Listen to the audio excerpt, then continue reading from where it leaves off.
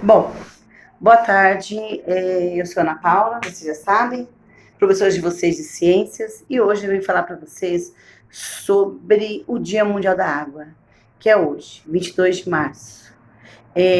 Nós estaremos amanhã na escola, nós estaremos fazendo atividades sobre o Dia da Água, porém, porque nós estamos todos em casa, devido à pandemia, para a curva ficar bem pequenininha, eu estou aqui com vocês hoje montando esse vídeo.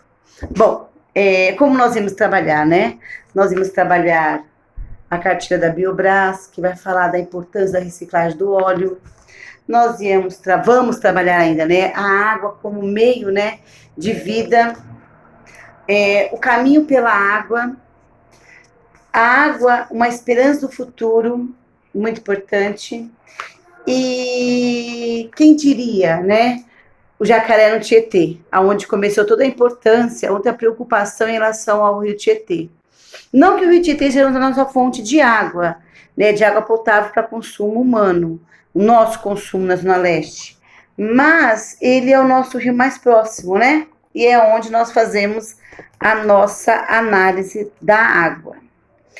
Bom, para começar o trabalho e para direcionar hoje o trabalho, eu vou ler para vocês um conto que chama As Margens de São Paulo. Esse conto para mim é muito importante, depois a gente vai conversar um pouquinho sobre ele, mas o conto começa assim.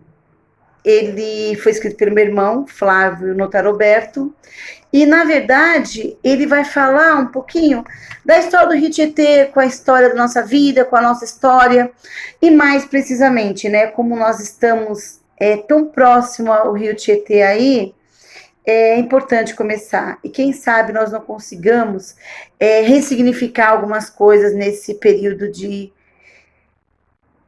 reclusão, né? Quem sabe nós não conseguimos fazer isso, pensar um pouquinho. Veja lá, o que, vô? Ali era uma pipa, bairando as antenas da torre de um celular, vários prédios ao redor, e um silêncio dominical.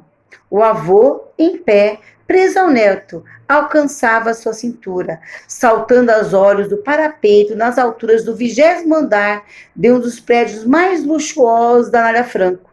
Dá medo de ver aqui, né, vô? Verdade, disse ele, afagando o cabelo do neto. O avô tinha 68 anos, o neto 5. Este morava com a sua mãe, em São Miguel Paulista. Na época, então, antes de nascer, o vô fez de tudo para a mãe abortar aquela criança. Esbravejava para o filho caçula. Você não percebe, meu filho, que essa mulher quer apenas o seu dinheiro? Deixa de ser besta, manda ela abortar logo. Eu pago o aborto e ainda dou para ela 50 mil. O destino quis ao contrário. E o avô engoliu as maledicências de suas palavras exato um mês antes do neto nascer. Enterrou o seu único filho homem, assassinado num sequestro relâmpago na Grande São Paulo. Dor interminável. Porém, naquela gravidez, uma segunda chance. O neto passou a ser a lembrança e a saudade.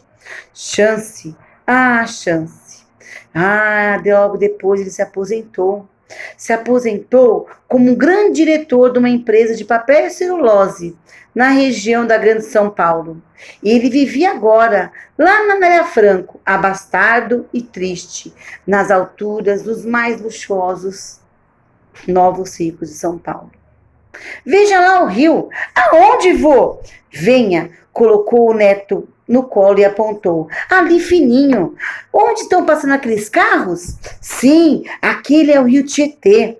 Quando eu era criança, eu nadei naquele rio. Eu peguei peixe quase todos os dias. Nunca nadei no rio, vô. Só no clube ou na praia. O avô sorriu nos lábios, no seu passado e saboreou o rio Tietê lá de longe, mas tão próximo, tão dentro de si.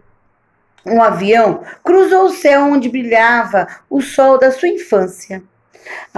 Caminhos de terra longo, traçados pelos rios, cheios de estecos, que captava, que ele colhia para o seu pai. São Paulo era o sonho de muitos, pensou ele. Resgatou a memória o quando veio lá do alto de Pinheiros, lá na Zona Oeste. Lá veio para o Itaim Paulista, na Zona Leste, em 30 de dezembro de 1947.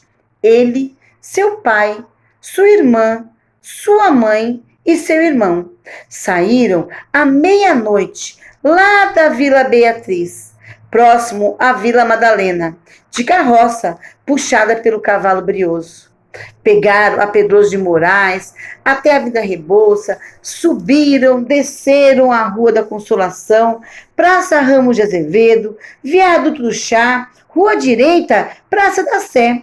A igreja não era tão bonita como agora, como a catedral que nós temos hoje. A Avenida Rangel Pestana, a Avenida Celso Garcia, até a ladeira Coronel Carvalho da Penha, em frente à igreja Nossa Senhora da Penha, onde se iniciava antigamente a estrada São Paulo-Rio. Foram por lá até São Miguel, próximo à estação de trem Baquirivu, porque antigamente a estação de São Miguel chamava Baquirivu. Saíram à meia-noite e chegaram às 3 da tarde. Teve orgulho de beber água do Rio Pinheiros e do Tietê. Trazia ainda as histórias de sua mãe sobre o rio, que foram as suas do Rio Limpo. Refrescante, era um orgulho para a cidade de São Paulo. Não sabia que São Paulo tinha rio, disse o neto. Tem muitos, e falou para o neto o nome dos principais.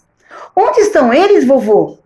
Ah, queria responder que estão aqui, apontando para sua memória, mas nada disse. Pensou deslizando sobre os seus rios. Tem peixe, vovô? Não. Não tem peixe, vô, o rio? Ah, na verdade, pensou, os rios possuíam peixe, sim. Venha, venha, meu netinho, venha que eu vou te mostrar os rios de São Paulo. E pegou o neto, disse para o almoço da família que iam passear um pouco, começasse sem eles, sem ninguém entender o que estava acontecendo. Desceu até o subsolo do edifício. Pegou o neto, colocou no carro, travou o cinto de segurança. Queria cruzar São Paulo e ver os seus rios. No carro, dirigindo, ia se lembrando da carroça do seu pai, parada por um guarda rodoviário. Havia um posto policial na antiga igreja de São Miguel. Nessa época, para andar de carroça, tinha obrigatório a carta de carroceiro para 2, 3 ou 4 cavalos. Papai tinha permissão apenas para 2. O guarda policial parou e falou: documento da carroça do carroceiro, por favor. Vistoriou os freios, a bala de rodagem, os arreios. Falta uma ferradura aqui, disse o guarda para o papai ao vistoriar brioso. O policial ia atuar ao papai, mas papai mostrou que estava jogada na carroceria. Ela soltou o seu guarda atrás, a uns quilômetros atrás. Eu guardei, porque não tinha nenhum carroceiro para ferrar a carradura. Depois da explicação, o policial, olhando para as crianças, permitiu a partida. Foram as lembranças de diálogos vivos, um filme em preto e branco na cabeça do vovô. O avô visualizou tudo, diálogos vivos, cenas claras, cada palavra abafada pelo tempo. Na chegada, o que lhe estranhou foi Itaim, que escrevia naquela época ainda com H no meio. Foi o que mais chamou a atenção do vovô. Olhar inocente, verdade dos sonhos, a vida passa. No seu Cherokee espaçoso, cruzou os principais rios de São Paulo: Tietê, Pinheiros, Tamanduateí. Por que o rio não tem peixe, vovô? O vô sabia responder, sem querer saber. Foi feliz na sua infância e não mais enxergava no neto a liberdade que teve. Lembrou-se do saco de esterco para adubar a terra, para as plantações de verduras, abóboras, alface que ele vendia com a irmã nas ruas do Itaim Paulista. Naquela época, cerca de 500 casas. ao longo da estação de trem. Agora, esses rios canalizados, féticos, mortos, têm vontade de ir correndo para o interior de São Paulo, pegar um rio onde tem peixe e nadar, pescar com o neto para deixar aquela criança também se eternizar dentro dele. O diálogo estava claro, bonito, risonho, radiante. Voltaram então sem comer. Tô com fome, gritou o Letinho. Eu também, sorriu o avô. Vamos para o McDonald's? Sugeriu o neto. O vô prontamente acatou o que o neto pediu. E eles foram para o McDonald's lá na Franco. Indo, ele ficou pensando: ah, as histórias que transformou a sua cidade. Ah, São Paulo, fruto de agora dos seus adormecidos rios, do passado e do futuro, e desse presente tão enigmático quanto a futura São Paulo do neto. O avô falou: semana que vem vamos conhecer o rio para pescar e nadar. O neto sorriu, mas quis o destino, no entanto, que o avô tivesse um ataque cardíaco fulminante 3 dias depois e morresse sozinho em seu apartamento, sendo enterrado no cemitério da saudade, ao lado da lápide do seu único filho, que, com as lágrimas inocentes do neto, não entendia nada.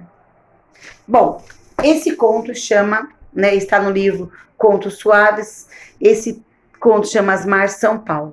Perceba qual a importância da relação dos netos com os avós, né? Quem sabe nós podemos pensar através desse conto como nós podemos repensar nossos rios, pensar nossas águas. Será que hoje nós temos chance?